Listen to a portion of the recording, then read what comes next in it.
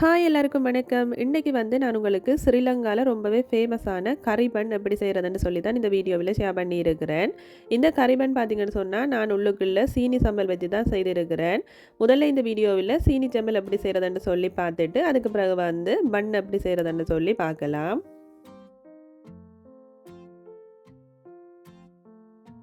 சீனி டெம்பிள் செய்கிறதுக்காக நான் இப்போ ஒரு பேன் ஒன்று எடுத்துருக்கிறேன். அதில் எண்ணெயை விட்டுட்டு எண்ணெய் சூடானதுக்கு பிறகு கருவாப்பட்டை கிராம்பு சேர்த்துக்கொள்கிறேன்.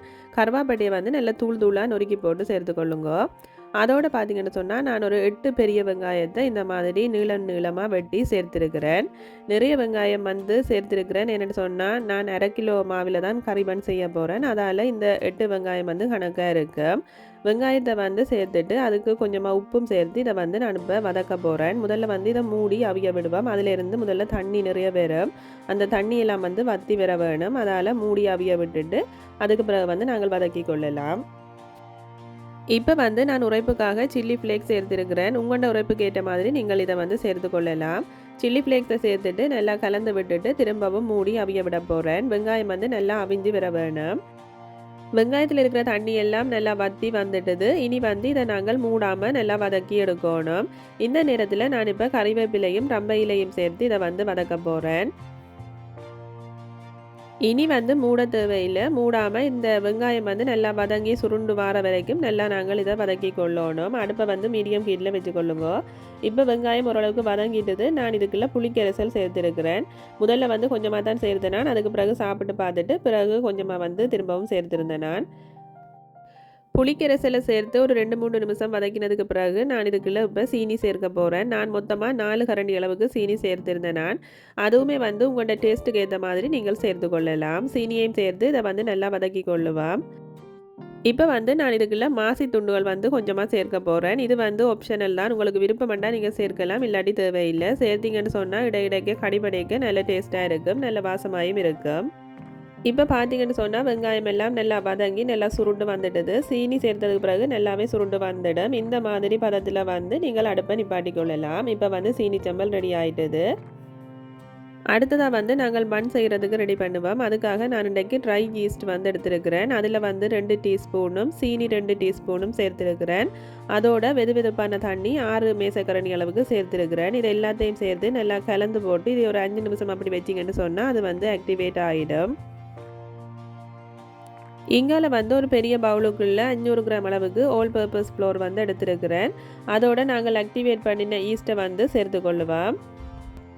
அடுத்ததாக 2 டேபிள் ஸ்பூன் அளவுக்கு பட்டர், ஒரு முட்டையை அடித்து சேர்த்துருக்கிறேன். 30 ml அளவுக்கு பால் சேர்த்துக்கொள்கிறேன். அதோட தேவையான அளவு உப்பையும் சேர்த்துட்டு இதை எல்லாத்தையும் கையால் நல்லா பிசைஞ்சு எடுத்துக்கொள்ளுவோம். இதோட கொஞ்சம் கொஞ்சமாக தண்ணி சேர்த்து நாங்கள் இதை பிசைஞ்சு கொள்ளணும். தண்ணி அதிகமாக விட தேவையில்லை. என்னென்னா நாங்கள் ஏற்கனவே விட்டதுலேயே நிறைய ஈரத்தன்மை இருக்குது. அதால் தண்ணியை சொட்டு சொட்டாக விட்டு இதை குழச்சி எடுத்துக்கொள்ளுங்க.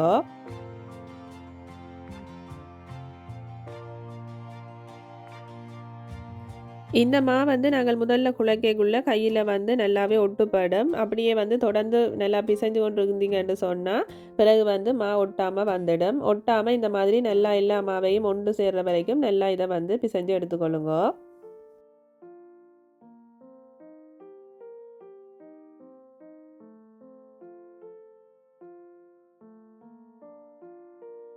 இந்த மாதிரி மா நல்லா ஒட்டுப்படாமல் உருண்டு வந்ததுக்கு பிறகு இதை நாங்கள் கிச்சன் மேல் தட்டில் வச்சு நல்லா பிசைஞ்சு எடுத்துக்கொள்ளணும்.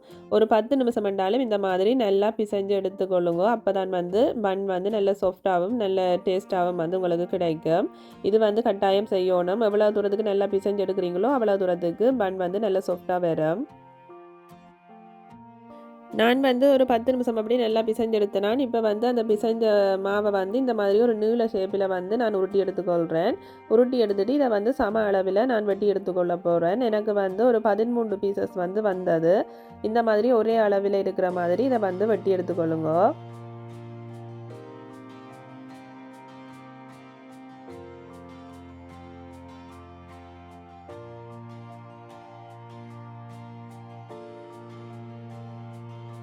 இப்போ வந்து நான் வெட்டி வச்சிருக்கிற மாவை ஒவ்வொண்டா எடுத்து இந்த மாதிரி உருண்டையாக செய்து கொள்ள போகிறேன். இந்த மாதிரி நான் வீடியோவில் காட்டுற மாதிரி செய்துட்டு அதை வந்து உருட்டி எடுத்துக்கொள்ளுங்க. மேற்பரப்பு வந்து நல்லா அழுத்தமாக இருக்கிற மாதிரி இருக்கணும்.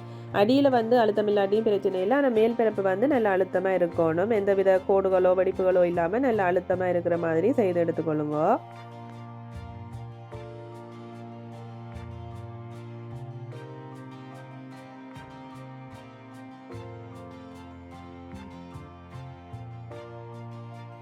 இப்போ வந்து நான் எல்லா மாவையுமே நல்லா வந்து உருட்டி எடுத்து வச்சிருக்கிறேன். இப்போ அதுக்கு மேலே கொஞ்சமாக எண்ணெயை வந்து பூசிட்டு இதை வந்து ஒரு ஈர துணியால் மூடி நான் ஒரு அரை மணித்தியாலம் வைக்க போகிறேன். அரை மணித்தியாலத்துலேருந்து நீங்கள் ஒரு மணித்தியாலம் வரைக்கும் வச்சாலும் பிரச்சனை இல்லை. அந்த போல் வந்து டபுள் சைஸில் வர வரைக்கும் நீங்கள் இதை வந்து வைக்கணும். இப்போ பார்த்தீங்கன்னு சொன்னால் நான் ஒரு அரை மணித்தியாலம் தான் வச்சுருந்தேன். போல் வந்து நல்லாவே ஊதி நல்ல டபுள் சைஸில் வந்துட்டுது. இப்போ வந்து கிச்சன் மேல் தட்டில் கொஞ்சமாக மாவை தூவிட்டு நாங்கள் செய்து வச்சுருந்த அந்த பவுலில் ஒன்று எடுத்து இப்போ நான் ரவுண்டாக தேய்ச்சி எடுத்துக்கொள்ள போகிறேன். இந்த வீடியோவில் காட்டியிருக்கிற மாதிரி நான் முதல்ல உங்களுக்கு சொன்னேன் தானே, அந்த மேல் பரப்பு வந்து நல்லா அழுத்தமாக இருக்கணுமெண்டு, அந்த மேல் பரப்பு வந்து கீழே இருக்கிற மாதிரி பார்த்தபடி தான் இந்த மாவை வந்து நீங்கள் வைக்கணும். வச்சுட்டு இதை வந்து இந்த மாதிரி நல்லா கையால் தேய்ச்சி எடுத்துக்கொள்ளுங்க. நடுவில் வந்து கொஞ்சம் மொத்தமாக இருக்கணும். கரப்பக்கங்கள் வந்து நல்லா மெல்லிசாக தேய்ச்சி எடுத்துக்கொள்ளுங்க. இப்போ இதுக்குள்ளே வந்து நான் கறியை கொஞ்சமாக வச்சுட்டு இதை வந்து முக்கோண ஷேப்பில் மடித்து எடுத்துக்கொள்ள போகிறேன். இந்த வீடியோவில் காட்டுற மாதிரி நீங்கள் மடித்து எடுத்தீங்கன்னு சொன்னால் நல்ல முக்கோண ஷேப்பில் உங்களுக்கு வந்து கிடைக்கும்.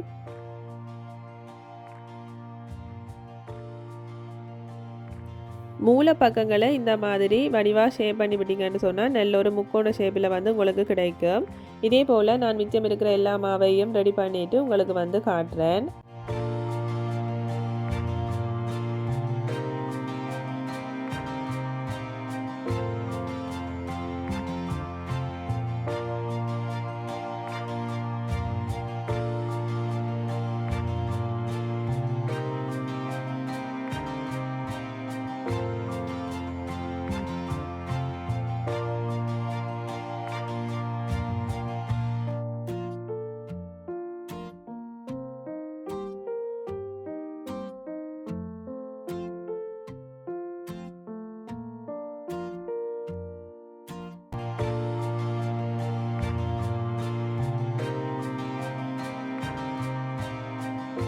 இப்போ பார்த்தீங்கன்னு சொன்னால் எல்லாமே ரெடியாக இருக்குது. இதில் வந்து நான் பேக் பண்ணுற தட்டில் இருக்கிறத வந்து பொலித்தீன் ரப்பால் மூடி வச்சிருக்கிறேன். மற்ற தட்டுக்களை இருக்கிறத ஈர துணியால் மூடி வச்சிருக்கிறேன். நீங்கள் எதால் வேணுமென்றாலும் மூடி வச்சு கொள்ளலாம். ஒரு கொஞ்சம் கறி தான் மிச்சம் வந்திருக்குது. இதை வந்து மூடி அப்படியே ஒரு 2 மணித்தியாலம் அப்படியே விடுங்க. அதுக்கு பிறகு தான் வந்து இதை பேக் பண்ண வைக்கணும். உங்களுக்கு டைம் இல்லைன்னா நீங்கள் குறைஞ்சது 1 மணித்தியாலம் வேண்டாலும் வச்சுட்டு அதுக்கு பிறகு தான் பேக் பண்ண வேணும். நான் வந்து 1 மணித்தியாலம் வச்சுருந்தேன். இப்போ பார்த்தீங்கன்னு சொன்னால் முதல் இருந்ததை விட கொஞ்சம் பொங்கி வந்திருக்குது. இனி வந்து பேக் பண்ண போகிறேன். பேக் பண்ணுறதுக்கு முதல்ல இந்த மாதிரி முட்டையை வந்து மேலே பூசிட்டு பேக் பண்ணிங்கன்னு சொன்னால் பேக் ஆனதுக்கு பிறகு நல்ல கோல்டன் கலரில் இருக்குது. மேல் பக்கம் பார்க்குறதுக்கு நல்ல வடிவாக இருக்குது. 200 பாகை செல்சியஸில் 10 நிமிஷம் ப்ரீஹீட் பண்ண ஓவனுக்குள்ளே இதை வச்சு நாங்கள் பேக் பண்ணி கொள்ளுவோம். இதுக்கு வந்து 10ல் இருந்து 15 நிமிஷம் அப்படி எடுக்கும். எனக்கு வந்து 15 நிமிஷம் எடுத்தது இது பேக் ஆகி வரதுக்கு. பார்த்தீங்கன்னு சொன்னால் நல்லா சூப்பராக பேக் ஆகி வந்திருக்குது. மேலே வந்து நல்ல கோல்டன் கலரில் வந்திருக்குது. வெளியில் எடுத்த உடனே இந்த மாதிரி மேலே பட்டரை வந்து பூசிக்கொள்ளுங்க. அப்போ தான் வந்து ஆறினதுக்கு பிறகு நல்ல சாஃப்டாக இருக்கும். இதே போல் நான் மிச்சம் இருக்கிற பன்னையும் வச்சு பேக் பண்ணி கொள்ள போகிறேன். இப்போ பார்த்தீங்கன்னு சொன்னால் மற்ற பன் வந்து பேக் பண்ண வச்சுருக்கிறேன். இது வந்து ஏற்கனவே பேக் பண்ணின பன். அதை வந்து நான் வேறு ஒரு பாத்திரத்துக்கு போட்டுவிட்டு ஈர துணியால் தான் மூடி வச்சுருக்கிறேன். அப்போ தான் வந்து நல்ல சாஃப்டாக இருக்கும். இந்த கறிமண் வந்து மீன்டின் வச்சும் செய்வினோம். அதுவுமே வந்து நல்ல டேஸ்ட்டாக இருக்கும். அதே போல் இந்த சீனி சம்பல் வச்சு செய்தாலும் ரொம்பவே டேஸ்ட்டாக இருக்கும். கண்டிப்பாக வந்து நீங்களும் ட்ரை பண்ணி பார்த்துட்டு எப்படி வந்ததுன்றதை மறக்காமல் எனக்கு கமெண்டில் சொல்லுங்க. மீண்டும் வேறு ஒரு சூப்பரான ரெசிபியோடு வந்து உங்களை சந்திக்கிறேன். பாய் பாய்.